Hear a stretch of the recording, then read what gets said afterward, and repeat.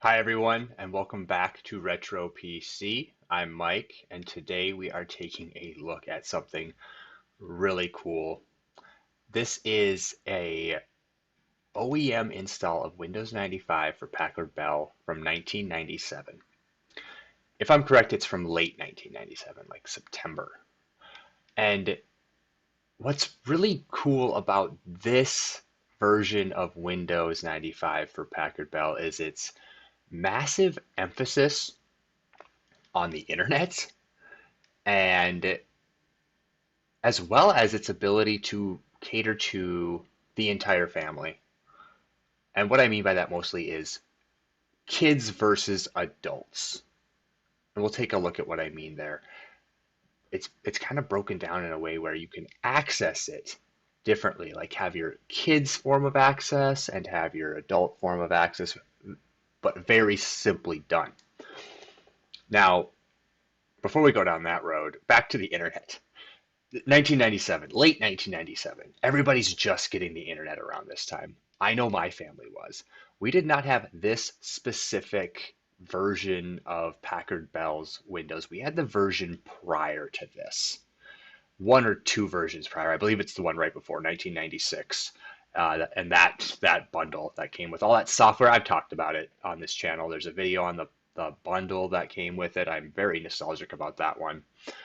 And I was able to track this one down and get it installed, and this came all the bloatware that came with it, with a good old Packard Bell Windows 95 version. I mean, you can see from the desktop, this thing is just loaded with crap.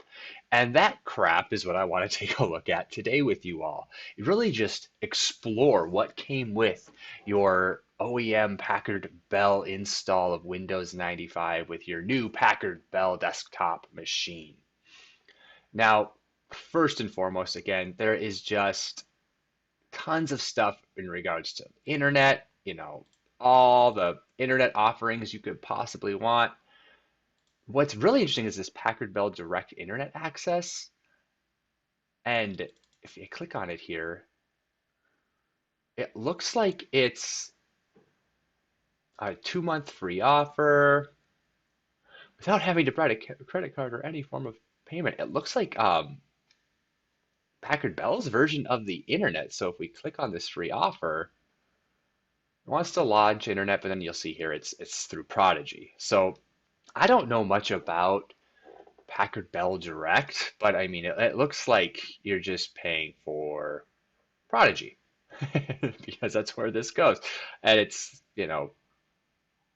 some sort of incentive for Packard Bell owners with Prodigy. But this has just got 1997 written all over it. You can create personalized pages on Prodigy because no two people are exactly alike.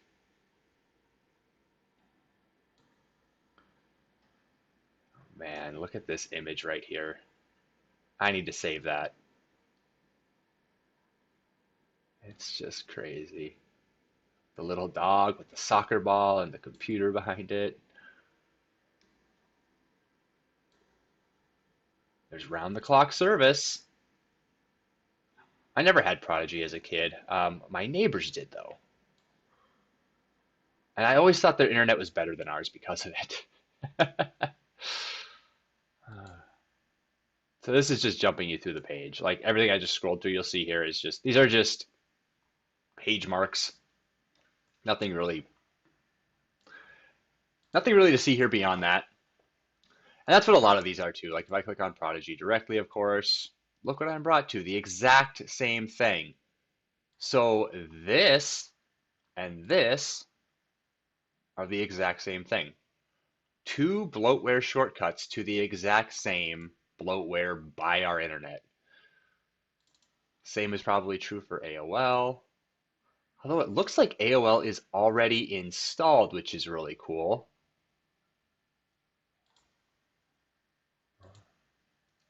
Of course, oh, this good old screen here. This was not going to work because I am not hooked up to a modem, and AOL America Online does not exist anymore. There is really no way to get this online that I'm aware of. CompuServe, another one that was not really a game player in the internet world in 97. I didn't know a soul who had CompuServe in 1997. But, another opportunity to sign up to their internet.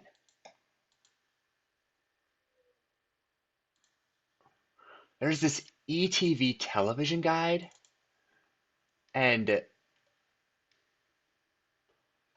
I'm not sure exactly what this is, but I think it's a way if you have like a TV tuner to be able to watch TV on your computer, which was not something I had. Oh man, would I thought that was the coolest thing in the world in the late 90s. This is way before, you got to think now, especially for you young people that might be watching this channel. Watching something on your computer just wasn't really done in the 90s. And if it was something, it was a very small windowed like media clip that was 30 seconds or less, which we all thought was great back then. But there was no sitting down and watching a TV show or looking up music videos online to watch. I mean, the internet just didn't have the bandwidth at the time, the capability to do that type of video. And but of course, there was by no means anything along the lines of streaming at this time, at least not something I had access to. Uh, Not that streaming didn't exist, it was just very, very niche and did not cater to cable TV by any means. But just take a look at this little, what looks to be this electronic TV host demo here. That's definitely a sample. It's showing you stuff that's on, like Larry King, World News, Mystery Science Theater. There's a movie, 9 Months in Derby, The Midnight Man, The Coins in the Fountain, Three Coins in the Fountain. Three coins in the fountain? All I'm thinking of right now is planes, trains, and automobiles. Three coins in a fountain, each one seeking happy. You know this, seeking happiness. Thrown by three hopeful lovers. No. Listen up. Oh boy. Short Circuit was on at way early in the morning. Oh, this is fun. Look at all this. Again, something to give you a glimpse of what this is so you can hook it up and buy it. I'm sure, again, you'd need a TV tuner card or something to be able to pull this off. Look at these. Oh my gosh, there's other dates. So we're looking at 1/1/99. Interesting considering this came out in 97. This version of Windows was from 97, and I have not updated anything. Kids in the Hall, Monty Python's Flying Circus. Oh, okay, I could look at this for hours, but let's not do that. Again, something way ahead of its time that this was one of those features that I didn't know a soul who had any type of ETV or web TV. Just nope. Didn't know a soul who had that until like, geez, the early 2000s. That's when I started seeing people with that. And it was more like AOL TV devices where you would use your TV and the internet kind of at the same time. That very early true like web TV device stuff started coming out. Didn't last very long. Only knew one person who had it, but I thought it was pretty cool going over to her house to see it in her room. It's like, man, you're spoiled. That's awesome. Planet Oasis. Another internet thing. Can't get on, don't have modem. Yeah, yeah, yeah. Get out of here. Okay. Yeah, we can't connect because we don't have internet. Of course, you can register your Packard Bell, something no one did.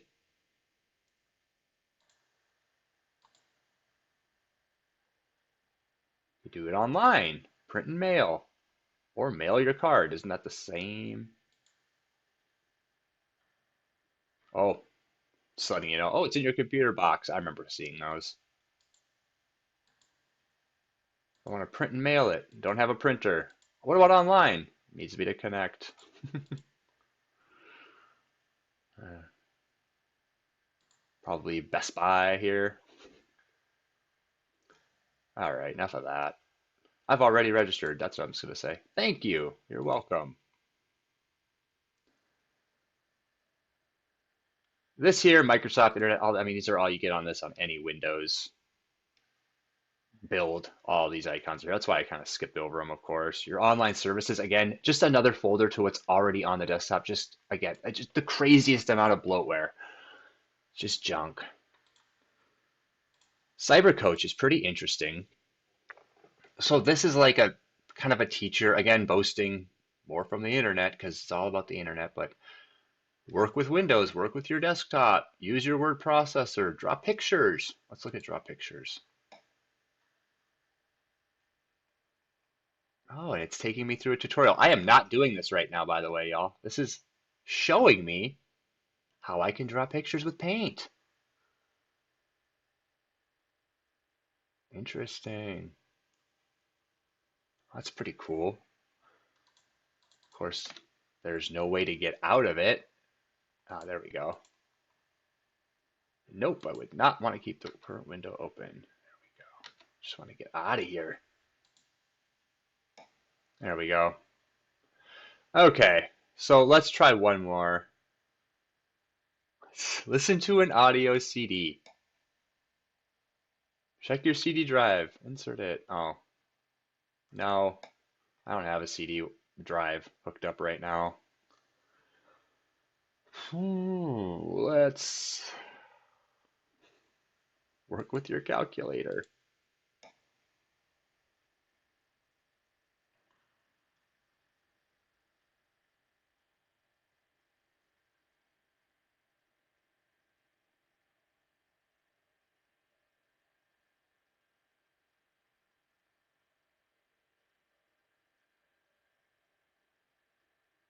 Oh my God, this is just boring.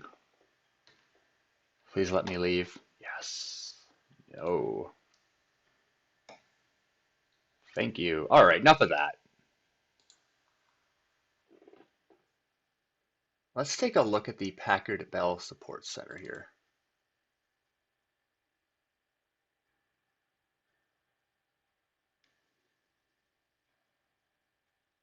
So we got our system credentials, factory installed specifications of your computer. I'm wondering what it's going to populate here, if anything. Yeah, it's not finding anything. Just what's not installed, but it has no idea what is installed. Unless I'm supposed to type it in? No way. Nope, it does not let me type it in. It just isn't there. Packard Bell Library. Ah, gotta put in the master CD. That's fine. Help from the internet, of course. CyberCoach tutorials, frequently asked questions. Ooh, let's see frequently asked questions. Rebooting your computer, disconnecting and reconnecting cables. Keyboard and mouse. Let's just look at Windows 95 start menu. I am receiving the message non-system disk or disk error. What do I do? Turn off the computer. Wait 30 seconds. Yeah, it's like the number one thing to do all the time.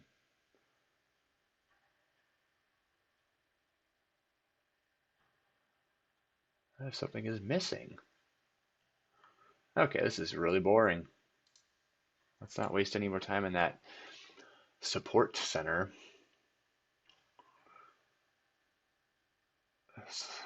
Com Central uses the modem. Oh no.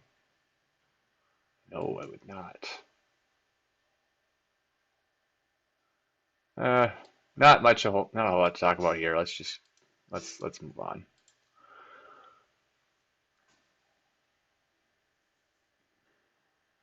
So here we have just an easy internet setup, which I'm not going to do because we can't. So there's not a whole lot to see there, but there is a couple of things I want to show on this. And one thing is the Navigator assistant that comes with this version is interesting. Notice what populates here when I open up the Navigator. It is this sidebar of buttons. So I have my support center preferences, a easy way to shut down, a Navigator tour, access to my CD, phone, and fax, access to the internet. Again, just boasting the internet all over the place. But if I hit like software,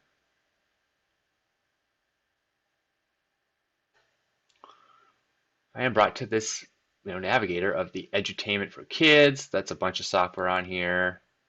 Some games, the financial stuff's in here, some graphical interfaces like a greeting card creator and a photo suite. Of course, all those online accessible things on the desktop, other things that are accessible on the desktop, some utilities regarding audio. Looks like Winamp right there. And then the Packard Bell, CyberCoach, CyberTrio, and all that. We'll take a look at CyberTrio in a moment. I want to jump back. I'm kind of, if I remember correctly, this is actually for Windows. Yes, the audio station. Oh my gosh, I forgot about this. So no, this is not anything like Winamp. This, well, sort of, but it's like your own stereo system in Windows. So other things on the Navigator that you can do. So they click on Do It, set up an address book, write a letter. And it's just like your personal assistant, basically, in this version of Packard Bell. Of course, don't want to shut down my computer, but I could do it from here.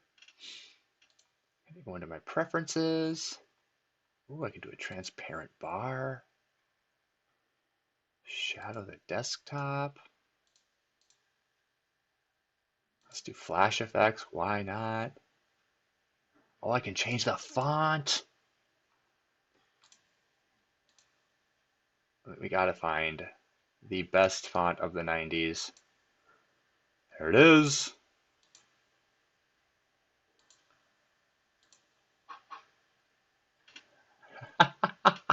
Well, this just goes dark.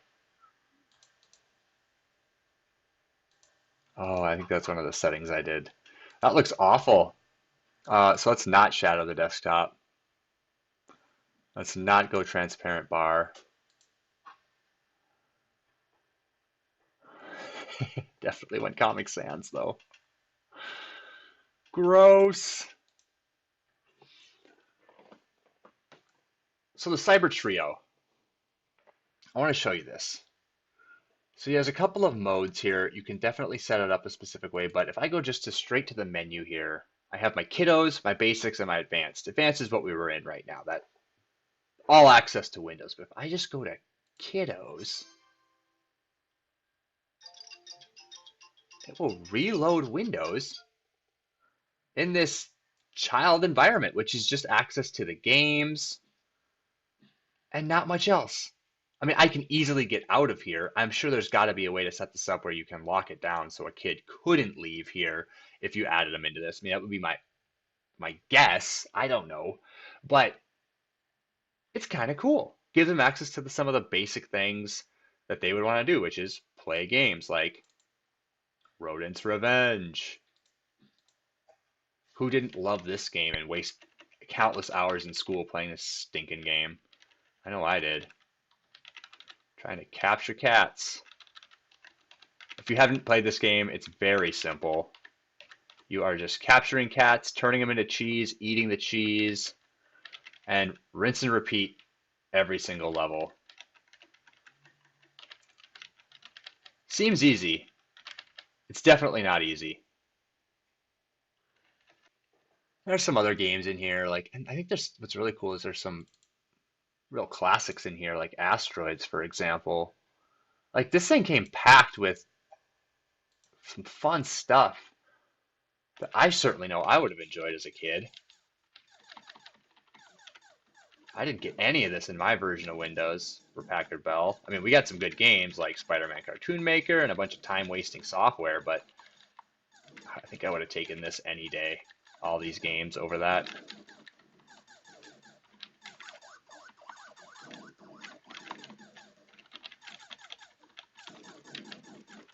All this pack of games like these games here that you're not familiar with that didn't necessarily come with Windows are from the Microsoft Arcade. But yeah, just to give you an idea, this is just one of the views. If I go back to, let's switch to basics mode now. This is like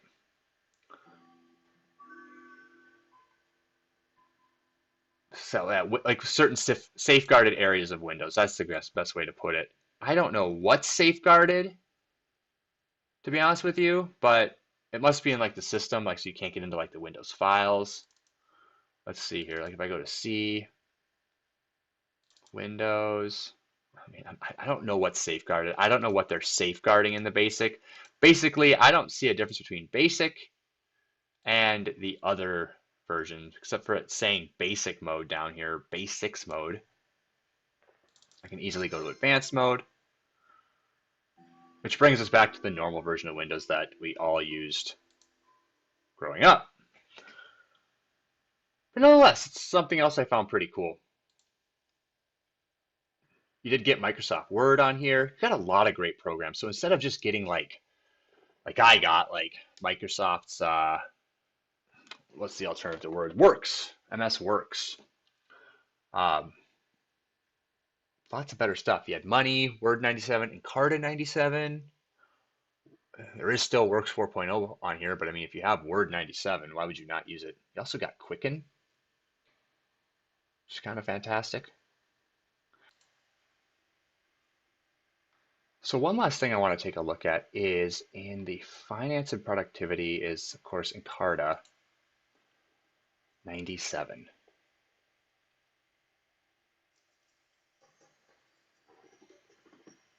It's very quiet. I do apologize.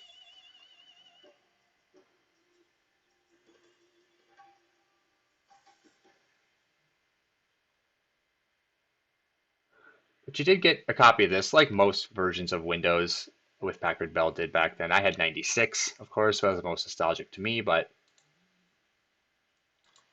just a quick look here. I definitely am not going to make a video of Encarta 97 in this video, but just to show you, it's pretty awesome. Encarta was always just mesmerizing because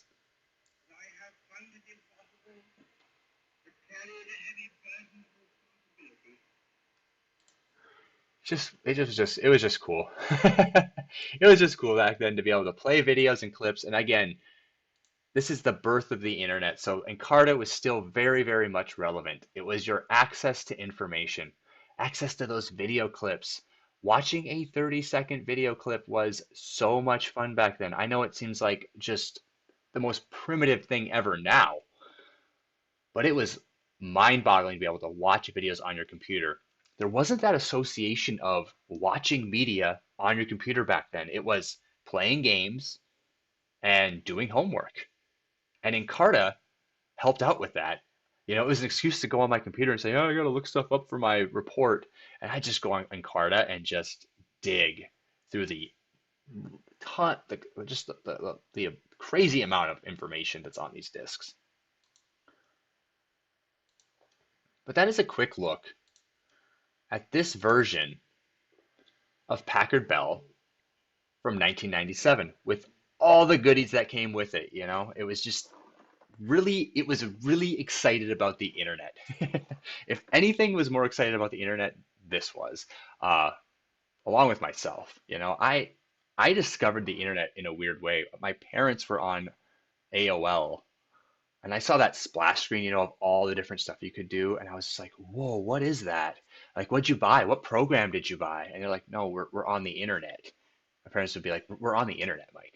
I was like, wait a minute, what does that mean? They're like, it's hooked up and it's feeding it to this computer. Like they were explaining to me that information was coming to this computer from the outside world. And then I realized the potential our computer at our home had. I just because I saw this word like chat. What is chat? I can talk to people outside of my home on my computer. Like I couldn't begin to believe the possibilities. Just this feeling of connection to the outside world, this interaction that I could have with the outside world, and it blew my mind. And I'll never forget that one of the first times I chatted was just with random strangers in those AOL chat rooms, like golf and those sports ones, football, and just being thrilled to talk about nothing, just the fact that I was doing it. The first true chat I ever had was when my mom and aunt correlated to get on AOL and chat with each other directly.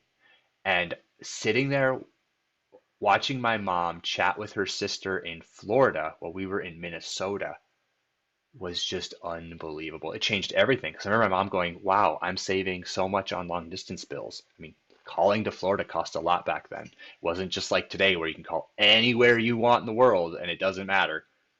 That back then it was a fee. Like it was an event. You would schedule it.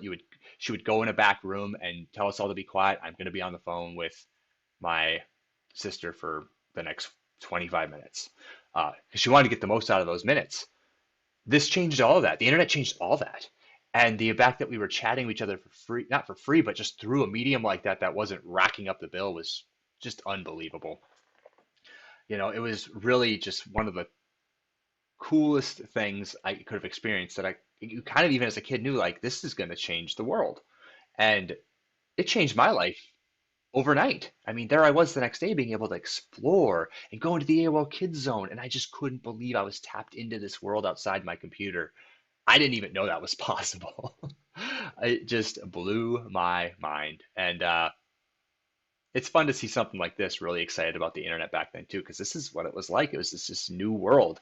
I mean, look how much internet connections they were trying to push on you, like hoping you'll sign up for one of them. I mean, it was just awesome. So I hope you enjoyed this video, this exploration of this version of Packard Bell of Windows 95 for Packard Bell from 1997. I always have such a blast looking at this stuff. Uh, Let me know if you want to see more videos like this. I'm always happy to make them. I'll probably make them anyway, to be honest with you. So, nonetheless, thanks so much for watching, and I will see you in the next Retro PC video.